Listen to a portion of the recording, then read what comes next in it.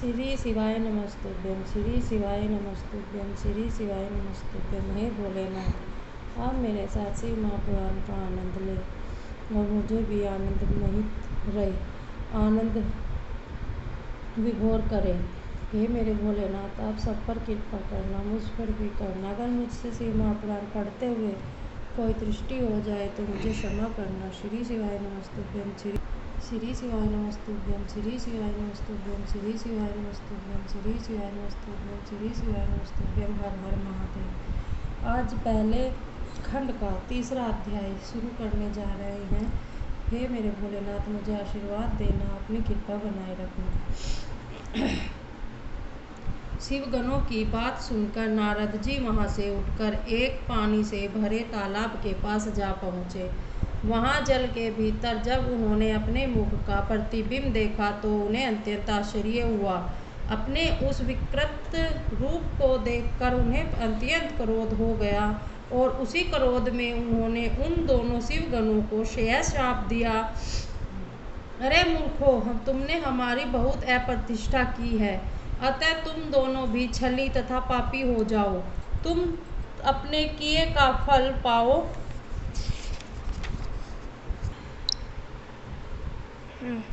कि जिससे फिर ऐसा नीच कर्म करने की तुम्हें हिम्मत न पड़े। नारद जी के मुख से इस शाप को सुनकर वे दोनों गण अत्यंत चिंतातुर हो वहां से लौट कर अपने लोक में जा पहुँचे और शिव जी की स्तुति करने लगे। इधर नारद जी भी कुछ देर बाद अपने यथार्थ दशा में आ गए, परंतु उनके मन में यह विचार निरंतर चक्कर काटता रहा कि विष्णु द्वारा छल किए जाने के कारण ही मेरा यह अपमान हुआ है।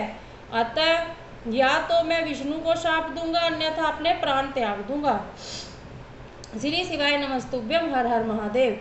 हे ऋषियों, यह निश्चय कर नारद जी भगवान विष्णु के वैकुंठ धाम को चल दिए। उस समय नारद जी की इच्छा जानकर विष्णु भगवान उन्हें मार्ग में ही मिल गए।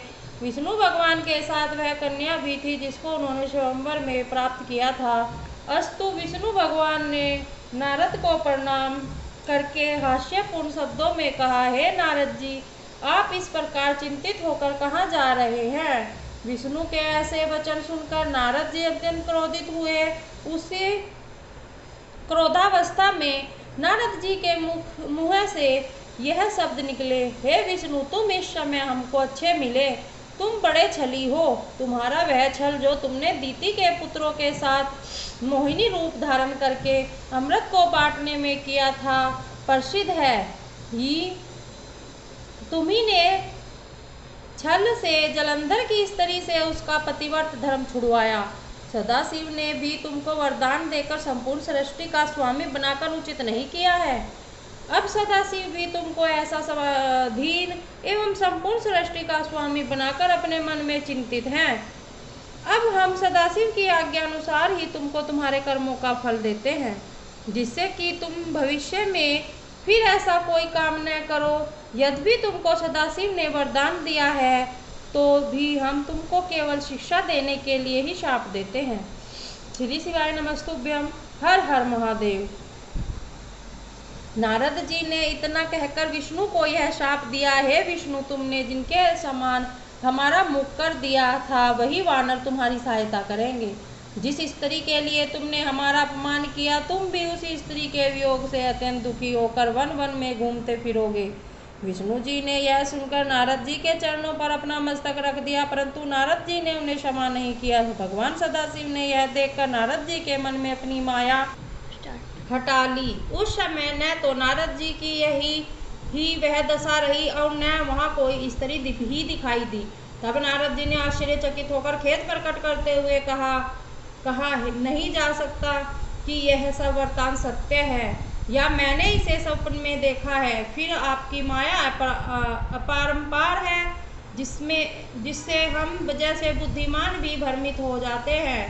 कहते हुए नारद जी विष्णु जी के चरणों पर गिरते हुए बोले, हे नारायण, आप मेरे शाप का खंडन कर दीजिए तथा जो कठोर शब्द मैंने कहे हैं उसे महापाप के लिए मुझे क्षमा कर दीजिए।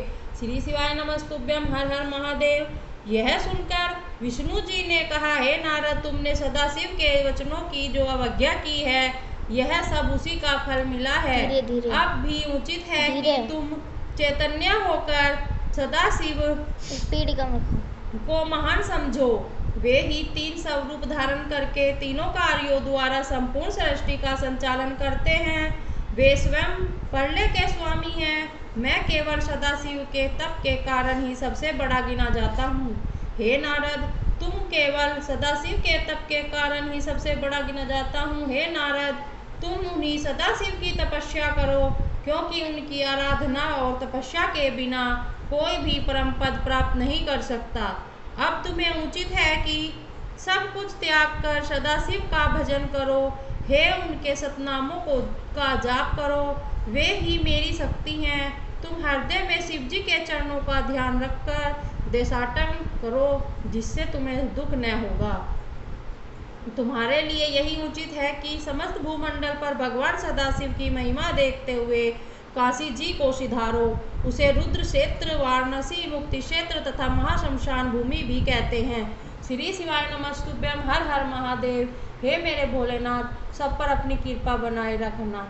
जो हमारी शिव महापुराण को सुनकर आनंद ले, उनके सभी कष्टों को दूर करना और साथ में मेरे कष्टों को भी दूर करना।